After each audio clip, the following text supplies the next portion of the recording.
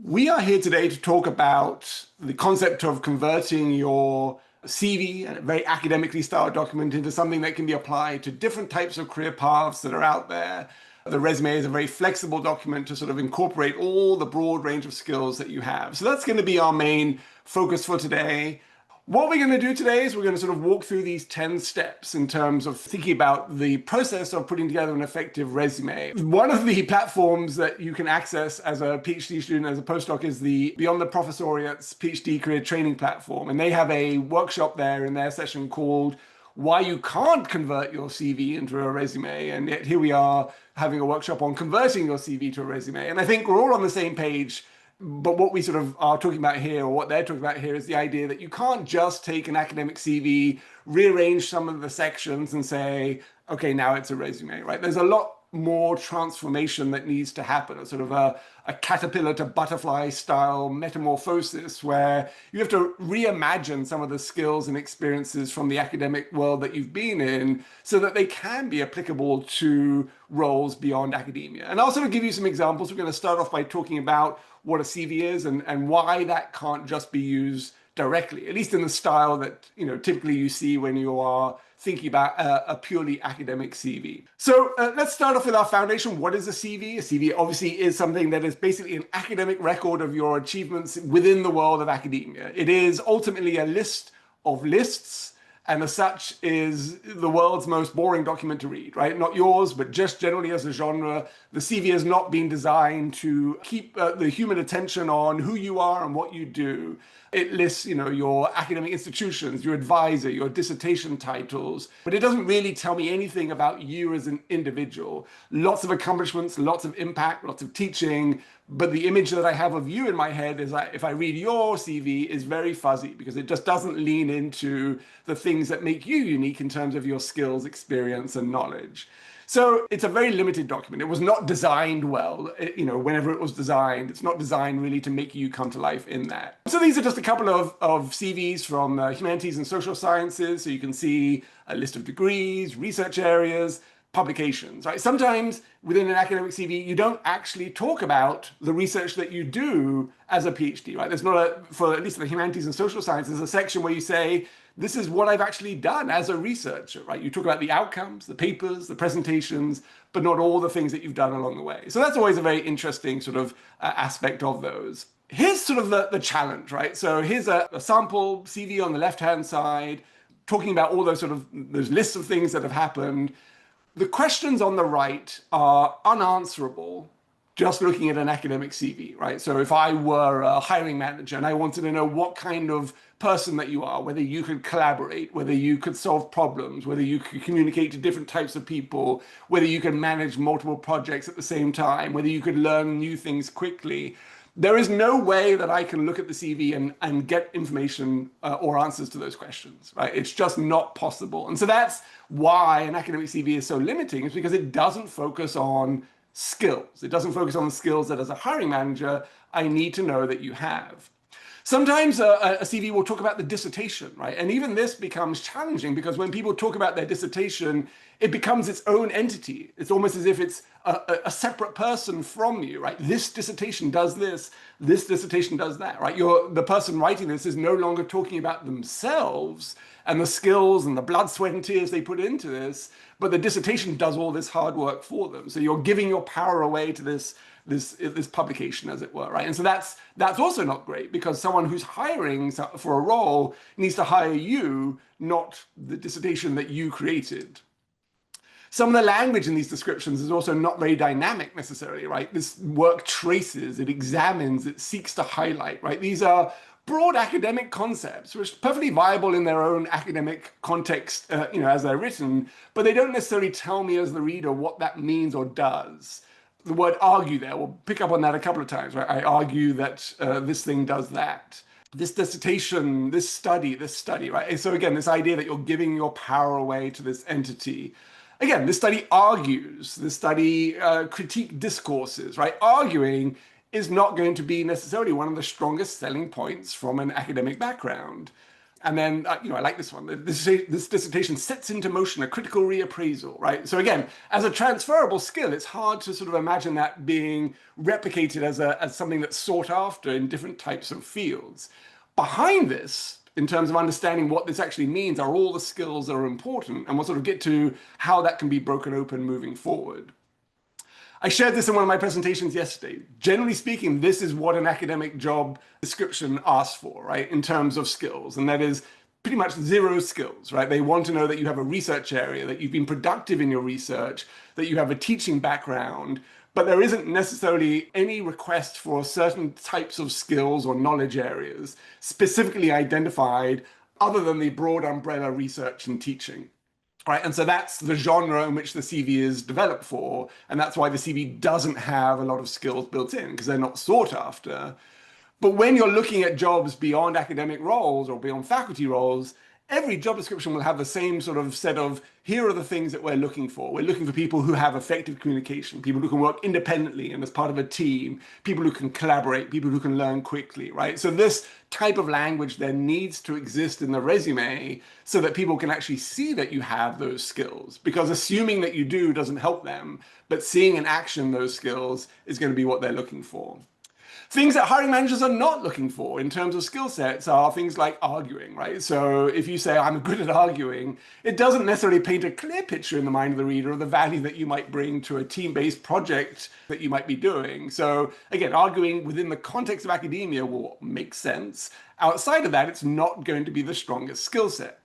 But what does arguing actually mean, right? When you say, my dissertation argues this, all of these things contribute to what arguing is the umbrella term for in sort of a CV, right? So we're talking about your academic work. All of these things go into being positioned at the point where you can make an argument that this information is valid or valuable, right? And so the concept of creating a resume is about reinterpreting those experiences. That's why you can't just shift from the format of a CV to a resume, because you need to go through this sort of process of understanding what are the skills that are actually relevant and present in the experiences that you have, and how can you use slightly different language to talk about those.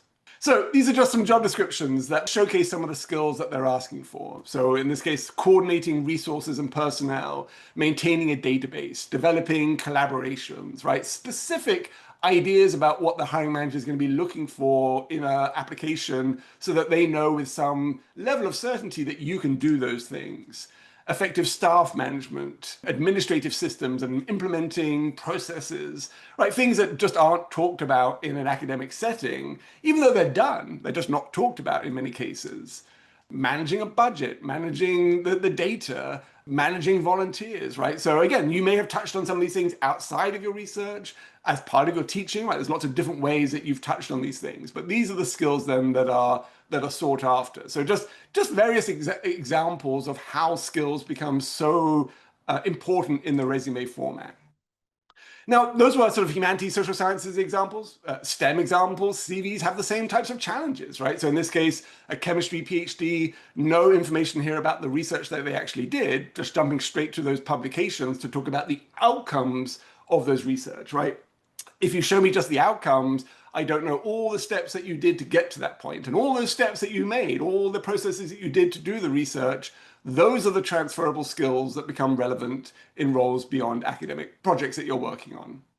Now, this is an engineering PhD here. So in this case, there is a little bit more skills here. There's a research experience with bullet points. What these tend to focus on are the technical elements of the research itself, perfectly great, but not the people or the projects or the problems that were solved as part of this. So the 3 Ps, as it were, people, projects, and problems, those become ever present and important in job descriptions that you might be looking at and things that you'll want to highlight as part of your resume moving forward. Now, some of the language in sort of STEM focus, especially R&D type roles, is very specific, right? So you'll see that there's a lot of new language here, leading matrix teams and matrix leadership and all these types of things, right? So there's a lot of needing to understand what these words mean in order to be able to talk about what value you bring to that. So part of understanding a job description so you can write an effective resume is to do research into what these terms actually mean in context, right? Some of that you can do just by looking up online, by using AI, or by networking with people and saying to them, in your role, what does a matrix leadership environment look like? What does that mean to you? And then once you have better knowledge of that, then you're able to actually talk about the skills that you might have that are relevant to that. Leading research, right? So in your PhD and postdoc, you have led your own research. You have managed research projects. Again, that's language that doesn't necessarily come across in the academic CV, but these are things that are actually true to what you've done. You've led multiple projects. You've led concurrent projects, right? So again, that's language that you can take on board from the job description to make sure that it pops out as you are thinking about your own resume there. So a resume is a much more customized, skills-focused document. It's going to really speak to those transferable skills, the way that you've done your research, the way that you've done your teaching, not just focusing on the outcomes, not just focusing on the end products of that research. The language that you're using to describe your research and your teaching pulls from the language of an industry or a job or a role. So you're going to use that language to describe your experiences. That's the process. The goal of the resume is to tell mini skills stories, and we'll talk about how the skill context outcome formula can be used to do that. But you're trying to allow the reader to picture your skills in action, because the clearer the picture it is in their head about you using the skills, the easier it is for them to superimpose that image onto a role that they're trying to fill. Right? They're trying to imagine you in this role. So the clearer the language, the more descriptive the language, the easier it is for them to imagine working with you in a role, imagine the value that you bring to a role. And that's what the resume is trying to do. So CVs have lots of sections that you can lean into, right? And it can go on forever and ever and ever. For resumes, there are also different sections that you can have, but ultimately all you need is your contact information, your education, a relevant experience section, relevant to the role that you're applying to, and then probably a skills section, right? That's all you need at the heart. There are other sections you can certainly add. So it becomes much more condensed, a way to make sure that you're getting your message across very clearly and cleanly. But there's a lot of flexibility in terms of how that's organized and what sections that you have as well. So let's start off with some general formatting for you then. In terms of length, some industries love a one-page resume, whether it's finance or consulting. If it's a communications role where you're trying to demonstrate that you can communicate effectively, then probably the shorter the resume and the more able you're able to illustrate that you can communicate complex information effectively, the better. If you're applying for a research role in biotech or pharma, then 2 to 3 pages on a resume is perfectly fine, because you probably will have a list of publications if you have those, and you will have a list of skills to demonstrate that are sort of research skills, and it's going to be hard to condense those into one page. So in terms of the length, the content should drive the length to a certain extent. So if the content is relevant to the role, then start with the content and then decide how long it's going to be. But 1 page is great, 2 pages is great. Focus on content first, then decide on the formatting. So the image here is just a representation of a resume. We have a one-pager here. And the idea here is that the sooner you can get across information that's relevant to the role that you're applying to, the happier the reader is going to be, right? The more content the hiring manager might be that you have value to bring. So that's why a relevant experience is going to be there to sort of really bring to the forefront the things that are relevant about you to the role that you're applying to. If you choose to have a summary section, the summary section is the conclusions of your resume, the things that you want the reader to know that you have specific to the role that you're applying to. So oftentimes I'd recommend that you write, you tailor the resume first, and then you finish by writing the summary, which is the conclusions of that tailored resume specific to the role. And that's going to be a good way of really installing into the brain of the reader that you have what they're looking for, right? You tell them right away that you have these things, and then they can go look for more evidence of that in the rest of the resume. So the summary is a nice section to really sort of demonstrate that you have what they're looking for. Otherwise, if it's a 2-page resume, I have to read the whole resume and then decide if you have what I'm looking for. But if you tell me up front that you do, I'm going to perhaps look at it more optimistically as I'm going through. So a summary is a great place to start. You don't have to have one of those summaries. If it's a 1-page version, it's already a summary. So sometimes it's hard to fit a summary onto what's already a summary of your experience. At the other end of the resume, a skills section is a nice bookend to that. So a summary section at the top, a skills section at the bottom. The skills section is just the technical skills, the black and white tools that you've used in whatever field. If the job description lists things like, Microsoft Excel, then you list Microsoft Excel, even though it seems like everyone should have that. Whatever the skills are that are listed in the job description, you're going to list those and some additional ones. The skills are listed at the bottom, but they're described in action in the experience section. So you sort of get to mention them twice, right? Once as keywords at the bottom, but the most important ones that are relevant to the role, you're going to have a bullet point that says, use this skill to do this thing that resulted in this outcome. So you get to show that skill in action. That's the demonstration of your proficiency. You don't need to have a skill section at the bottom that says advanced or basic or proficient, right, next to the skills, because your scale and their scale as the reader might be very different. So you just list them as keywords, but you show proficiency by showing those relevant skills in action. At the top of your resume is going to be your contact information. If you are a postdoc, sticking PhD after your name is a great thing to do. Many of the roles that you're applying for will value the PhD. A phone number, an email, and then these days just city and state. You don't need a physical address or a street address. No one's going to write to you. It's your private information. Let's keep it private. So city and state is perfectly fine. If you want to throw in your LinkedIn URL, that's great. Make sure that you've customized it first. So if you go to your LinkedIn page and look at your profile page, and the URL has a bunch of random numbers and letters after it, it means that you've yet to customize that page. And there's an option in the edit area. It just says customize my URL, and you can make that whatever you need it to be, so long as no one has stolen your name. So I am Joseph Barber, PhD, because someone stole Joseph Barber, but Joseph Barber, PhD works for me because the PhD is a key part of my brand identity.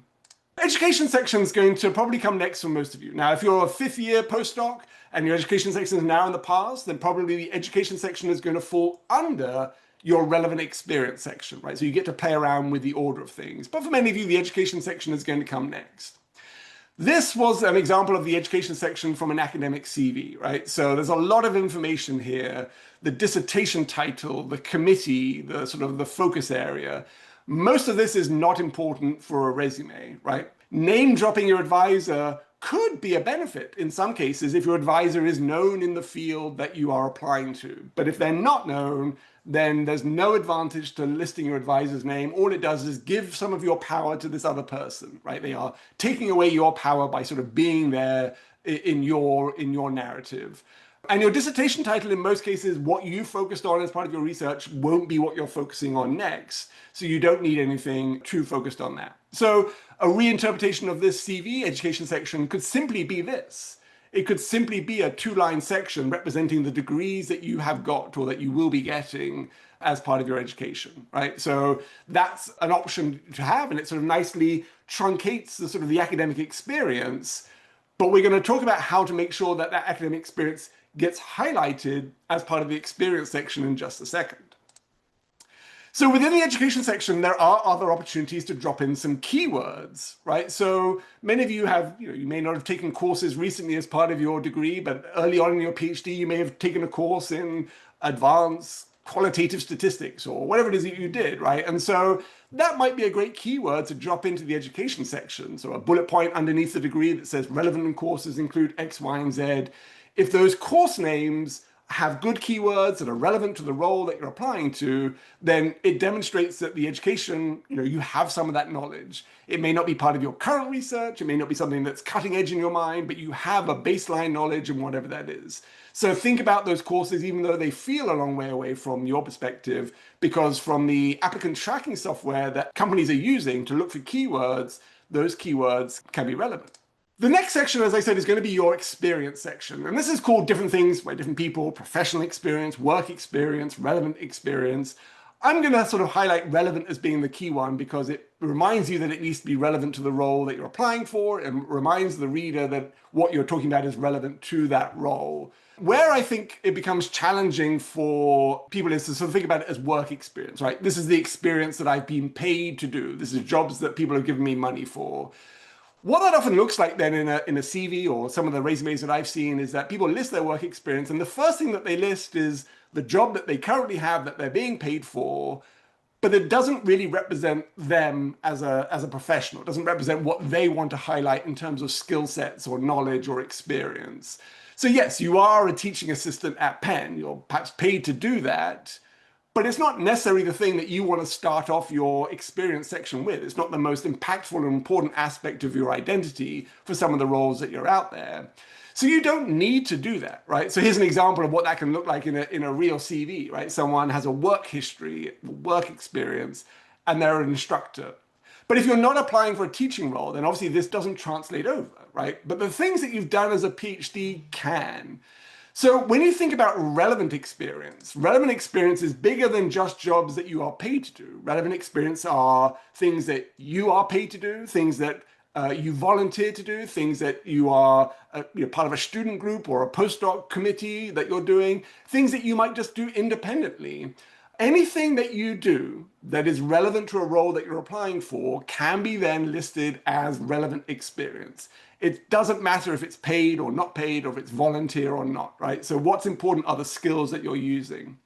So what that means then is under the relevant experience, probably the first category is either going to be you as a postdoc or you as a PhD student, right? So your job title is PhD student, comma, University of Pennsylvania, 20, whatever it is to present.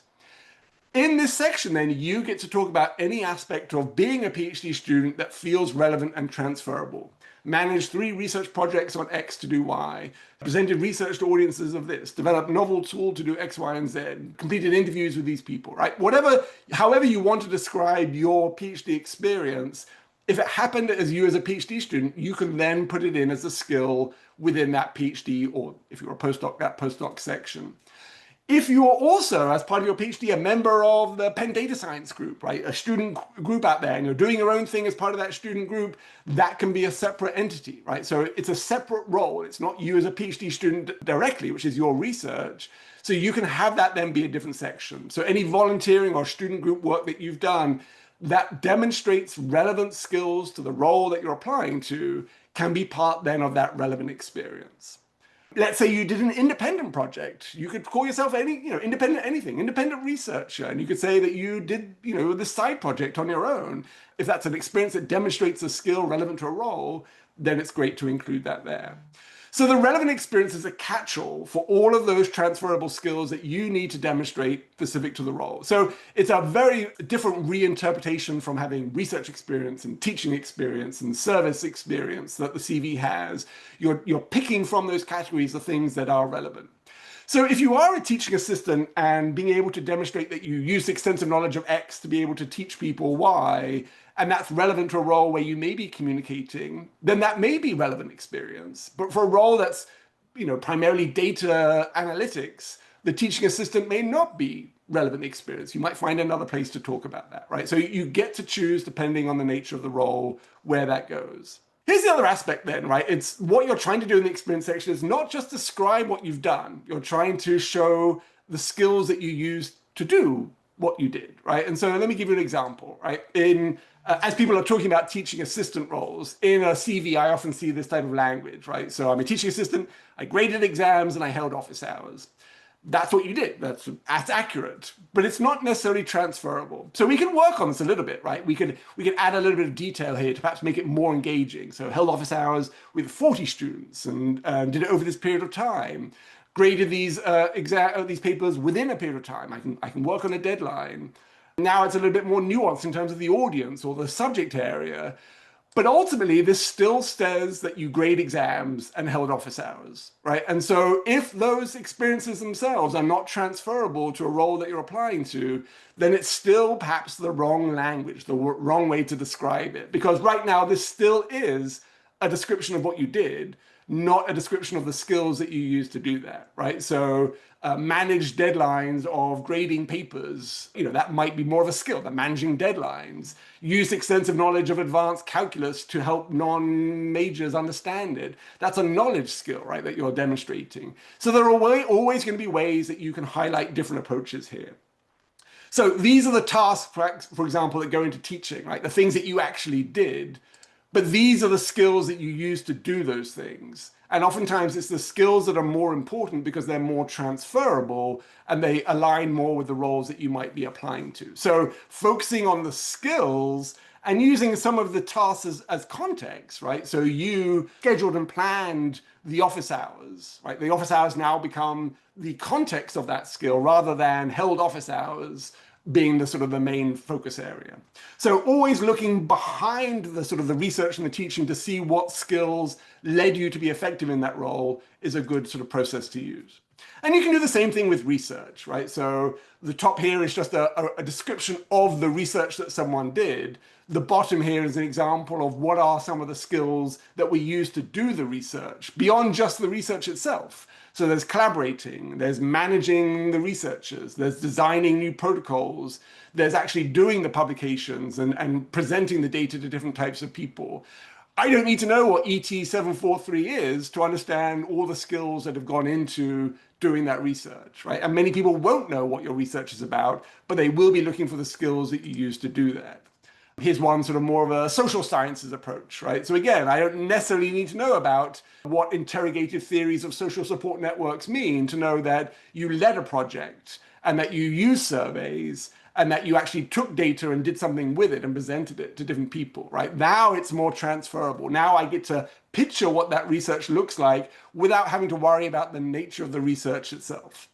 And then a sort of a more humanities focused version, right? So here top is the research that's, as someone might describe it to their advisor, to someone else in their field. At the bottom is the more transferable element, conducted, wrote, delivered, coordinated.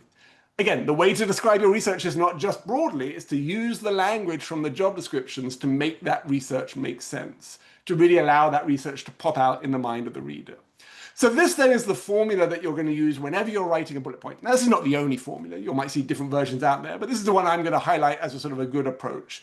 The skill that you use relevant to the role, the context in which you used it, and then the outcome that comes from using that skill. It's the outcome that demonstrates how effective that skill is, right? So you can say you're a great leader, led a team of 5 people, but I don't actually know if you're a good leader just by you saying that. But if you led a team of 5 people to do this type of research that resulted in 2 publications, for example, those publications provide evidence of your effective leadership, right? Because it's not just now you saying that you're a good leader, you're pointing to something that says, look, that result demonstrates that my leadership is effective. Where the context is relevant to the role that you're applying to, which sometimes it will be, you can go into some detail. Where the context is less relevant, you want to focus more on how you use the skills and just have enough context to sort of put those skills into a form that the reader can understand, right? Because you need a little bit of context, otherwise it's just did research on stuff, and that doesn't sort of read well either for a hiring manager. So as you look at each bullet point that you're writing in a resume, think about it. Have I identified the skill that's relevant to the role? Have I put it into context? And where possible, have I demonstrated an outcome? And that outcome is connected to the skill, not to the final project or the final outcome. So a publication is a good example of a final outcome. But if you collaborated or you developed a new collaboration with a lab or a department in order to do research, resulting in an ongoing partnership, the ongoing partnership can be an outcome that points to your ability to build effective relationships. Whether there was a publication or not doesn't matter as much because the outcome is connected to the skill that you're focusing on. So different types of outcomes for different types of skills. If you don't provide enough context or don't think about how the reader's interpreting it, sometimes you get these bullet points that just don't really paint a clear picture. Engaged in outreach with local organizations and community, right? If you try to picture what this person is doing, you don't know why, you don't know what, you don't know what skills they're using, you don't know how that's helpful, you don't know how effective it is. The writer, if this is what you've written, you know all those things because when you read that, your brain fills in all the gaps. Your brain says, yes, I did this and I did that and it was great and I enjoyed it and everyone was happy and I made it work. But if you only use these words, that's all the hiring manager has, right? They cannot fill in any of the gaps. They don't have any of the context. So you have to make sure that there's a complete enough story that the reader can also picture that skill in action. They have enough information to make that come to life. So these are just some random examples, focused on strong communication or problem solving or juggling multiple projects, where I've tried to put a little bit more context in there, without going into detail about the key aspects of the research or anything like that. But so it makes sense and it's transferable and it feels real and tangible. And there are numbers here so that I can sort of picture those numbers. And remember, numbers are just there to make it tangible, right? In any time, if you collaborated with 5 people, that is not better than collaborating with 4 people, or worse than collaborating with 6 people. The purpose of the number is just to make it real and tangible in the mind of the reader so that they're not guessing. Because if you just say collaborated with people, then the first question in my mind is, well, I wonder who they were. I wonder how many of them there were. And then I'm no longer focusing on your narrative because I'm trying to sort of fill in the blanks and I can't do that. It's also worth noting that you can focus on different types of skills as part of a bullet point narrative, right? So these are just different bullet points. Collaborated with 4 students from 3 different disciplines to develop a more effective way to scrape data on climate change from government databases. So collaborated here is the primary skill. This is the same experience, but now the focus is on the technical side. Use Python to develop an algorithm to scrape data on climate from government databases. So I've shifted the focus to put the emphasis on a different skill, because maybe Python is what the job description needs more of in that case, or maybe I just want to put the emphasis on it there. This is the same experience. Now it's my knowledge of federal databases that is the primary skill. Use my knowledge to identify where the data can be scraped from.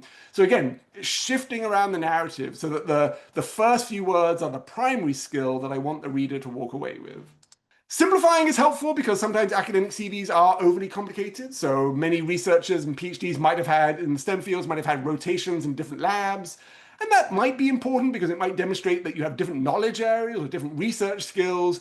In some cases, though, it's not critically important to the reader. And so you could just be a PhD student, and you might say as a bullet point that you rotated through 5 different labs and gained knowledge of fields including X, Y, and Z, right? So you just have one bullet point that sort of summarizes the value of those rotations. The same with teaching, right? You may have been a teaching assistant in different types of courses, and in an academic CV, you'd usually pull those apart because they might be, specifics there that you want to focus on. But in a resume, that may not be critical. And again, you could condense those if it's a relevant experience and just have one bullet point describing the different courses that you taught to a certain extent, right? Use knowledge of this thing to teach in 4 separate courses, right? Now, you don't necessarily need to mention those courses because the course names themselves aren't critical to the narrative. So simplifying is a great way of making sure that the information gets across clearly. We've talked about this a lot, using the job description as a key foundation to putting together the resume. The job description usually has a description of the organization, what that person needs to do in the new role that they're applying to, what skills that they should bring with you, and then usually at the end, why you would want to work at that organization, what are the benefits and the takeaways. And so obviously the roles that they want you to play, you haven't had some of those roles yet, you haven't done those things, but you've done similar things. But the skills that they need you to have are definitely things that you have. You may not have all of them, but you're going to have enough of them to apply, and you need to make sure that those come to life in the resume.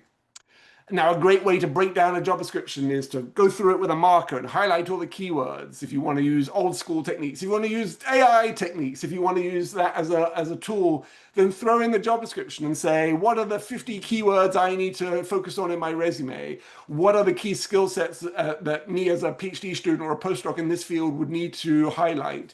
What are some of what does this mean? What does cross-functional matrixed environment mean? And how can I use my experiences to highlight that?